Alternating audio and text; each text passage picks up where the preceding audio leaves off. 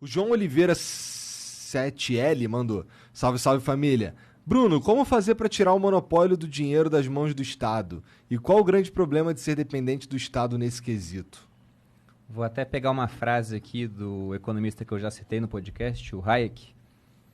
Ele escreveu em 1976: "Eu não acredito que teremos um bom dinheiro de novo antes de tirá-lo das mãos do governo. Isto é, não podemos tirá-lo violentamente das mãos do governo. Tudo que podemos fazer é, por algum caminho direto, introduzir algo que eles não podem parar." E aí eu dei aquele exemplo do pessoal mandando cartas para o Facebook para parar a criação da moeda deles, né? Como é que você vai mandar carta para o Satoshi Nakamoto, que criou o Bitcoin? Ninguém sabe quem ele é. E mesmo que descubra, ele não tem mais influência sobre a rede, porque está descentralizado. Então, isso é o início do fim do monopólio das moedas. E isso é muito interessante. Você tem várias pessoas nos Estados Unidos, Bill Gates já falou isso, o Charlie Munger, que é o sócio do Warren Buffett, um dos investidores mais bem-sucedidos, que o Bitcoin é uma involução.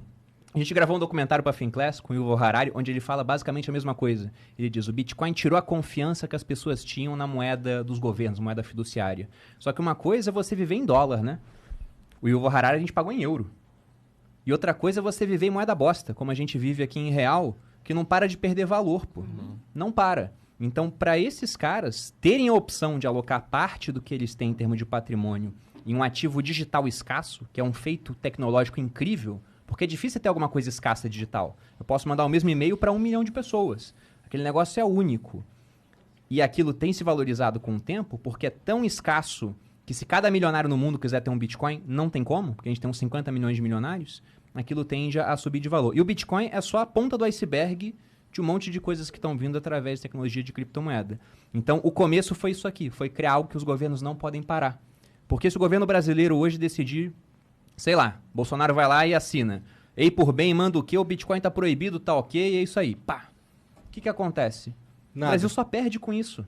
Porque alguns negócios fecham, as corretoras aqui no Brasil, só que hoje você consegue usar corretora descentralizada, consegue usar corretora chinesa, americana, chinesa não, que eles baniram também, que está em Malta, Japão. Então, você só tira aquele recurso do país e transforma pessoas que estavam agindo de maneira pacífica em criminosos, porque tem um Bitcoin. Mas isso não para a evolução, até porque a tendência agora é que os países passem a aceitar o Bitcoin até como moeda, como El Salvador já fez.